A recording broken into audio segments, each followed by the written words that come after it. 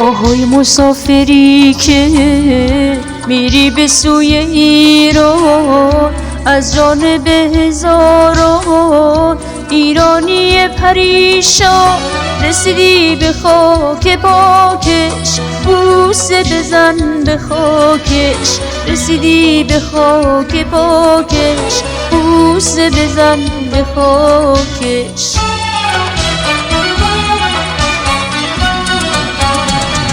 آهای مسافری که میری به سوی یارا، چشمای من مال تو بردار ببر به ایران.